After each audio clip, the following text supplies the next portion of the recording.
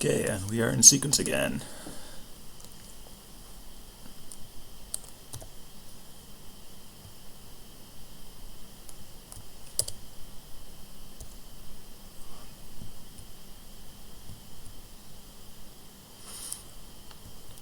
Hopefully a nice tight race in stars now.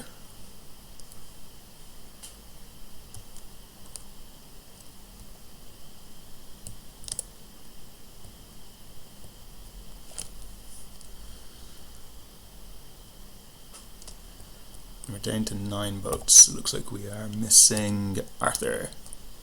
He did say something about having to go for his Easter dinner.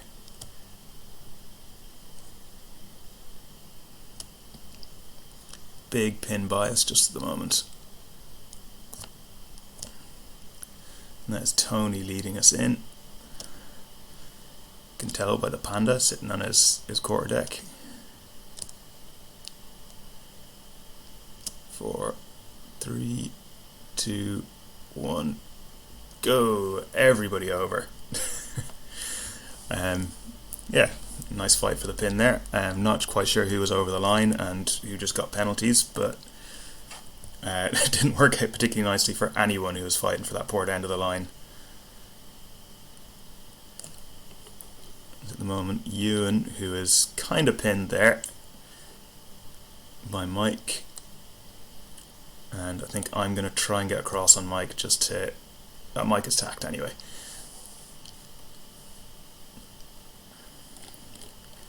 Just to try and manage the fleet and not get massive separation in between me and the bulk of the boats.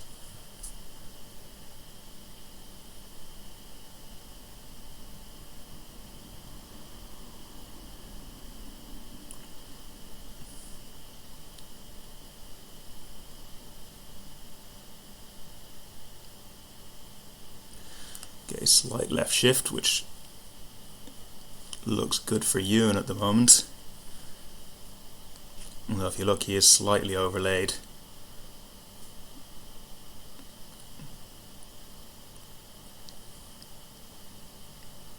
But he has got the best of the pressure. And most of the bunch is slightly right of centre on the beat here. So that's Mike, Ross, Tony Fitz. Kieran is the furthest boat right at the moment. It's Rad sitting there in behind, and Zim, who's got a penalty on Steve D.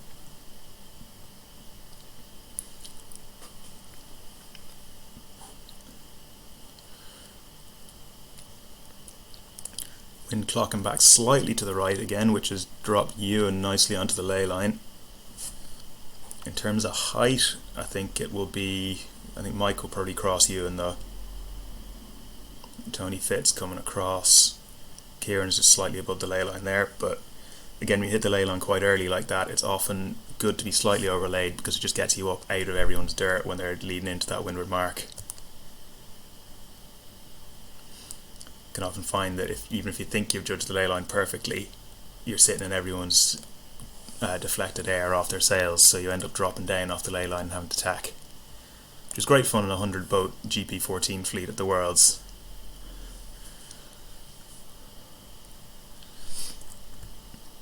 There's not massive separation now between all the boats, so it's probably going to be close enough for people to attack on this downwind, which is the fun part about the stars. The upwind is really just you earning your battle on the downwind.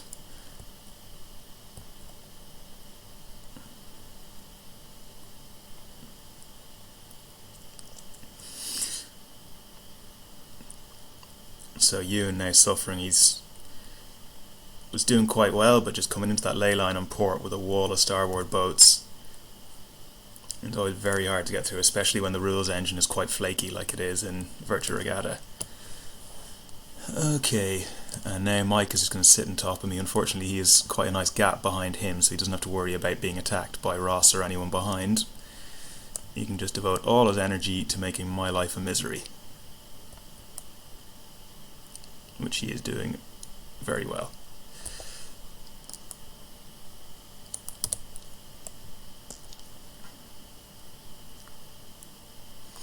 So he's now taken the lead, but I have control over him at the moment. And Vertrugata doesn't recognise proper course, so he can't luff and break the overlap, which I have cursed in the past, but is working out quite well for me now. Okay, jibing off onto starboard because it's looking like I want to get round to the other side of the gate. I'm going to slightly better pressure to the right at the moment.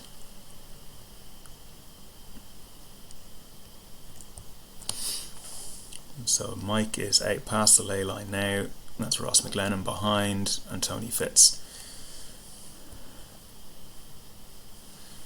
So at the moment just trying to sit in this bit of a lane before kind of ducking across. I'm going to try and leave it as late as I can to get into Ross's dirt and head for the mark. At the moment I'm just ahead of Mike.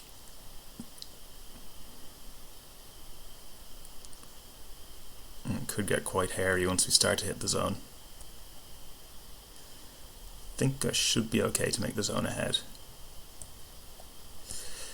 Okay, right, I own the zone.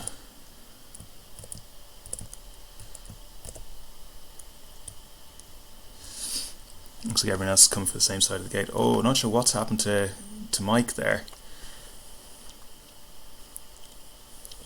You know, we've been missing a fantastic battle here between Stevewell, Ewan and Zim.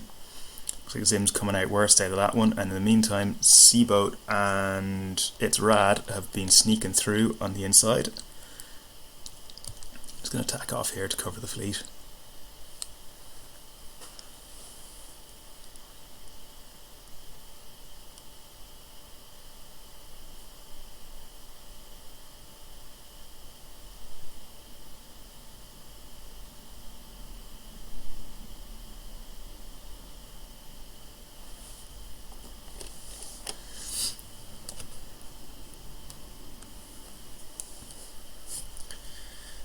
So after that leeward mark, there's Ross heading out to the right. Tony is the furthest boat to the right. We're hoping for a right shift, which may or may not, well, it's shifting slightly to the right now. I don't think it's shifted quite enough for him to get Ross on starboard. But again, it could have closed up the gap enough for him to be able to get a really good attack in downwind. You saw how Mike was able to really make my life hard on the last downwind. He'd headed all the way off to the left hand side. But again, there's a nice gap between this leading group, the three of us, and the group behind, so Mike, being at the back of this group, can afford to take the risk. Hasn't worked out for him this time, but it's a question of playing the numbers.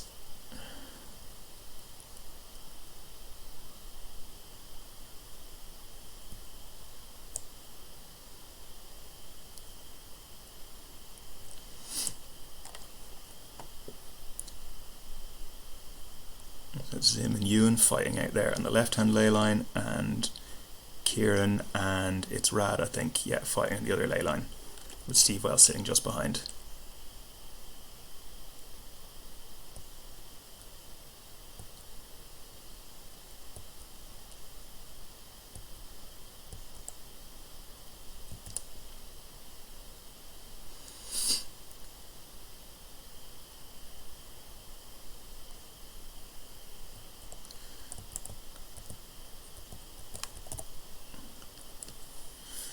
And hopefully Ross is going to be just too far behind to launch a really good... Oh no, that was wishful thinking. I'm sitting right in his wind shadow there.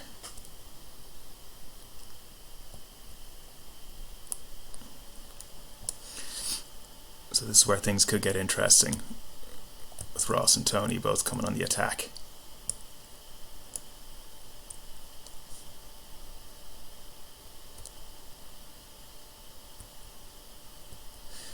And at the moment, Tony is covering Ross more tightly than I'm covering, and more tightly than I'm being covered by Ross. Mike has picked up a penalty there from Zim. Didn't see what happened, but seeing as it's Zim, I'm going to assume that he broke a rule.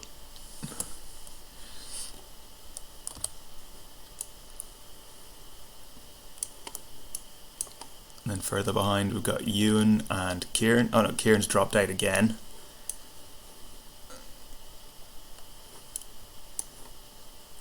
There's Ewan and Steve bringing up the rear. And see, that's been a big shift in the wind to the right.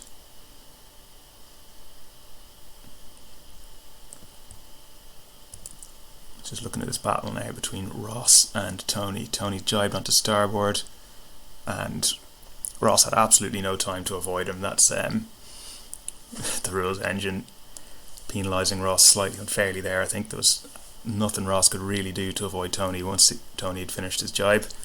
Not that Tony would be complaining.